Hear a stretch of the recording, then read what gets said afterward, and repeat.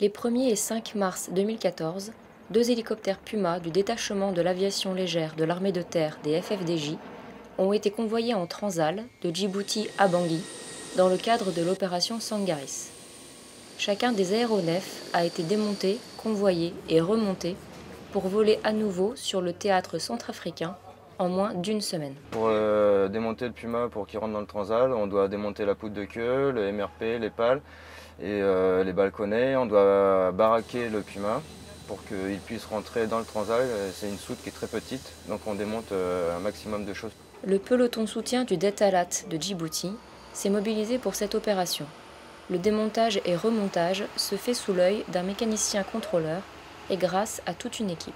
On a deux chefs d'équipe cellule et moteur, avec deux mécaniciens cellule et moteur, un chef d'équipe avionique, avec un CT1 avionique, ainsi qu'un mécanicien structure.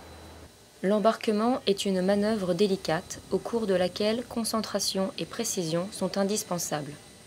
Il faut absolument éviter que les points sensibles de l'hélicoptère, barque et moteur notamment, ne touchent la structure de l'avion, au risque d'abîmer l'un ou l'autre, voire les deux aéronefs.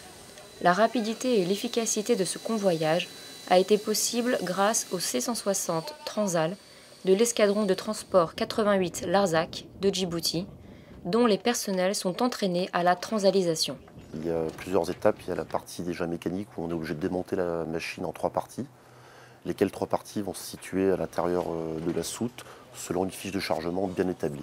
Ces missions de convoyage représentent une réelle contribution de l'escadron de transport à l'opération Sangaris. Djibouti-Bangui, ça représente 8 heures de vol en direct, sachant que du fait des capacités et des performances de l'avion, nous sommes obligés de passer par Entebbe pour faire le plein donc au sein de l'étape en 2 parties. L'arrivée de ces deux aéronefs finalise le déploiement des moyens complémentaires annoncés par le président de la République le 14 février 2014.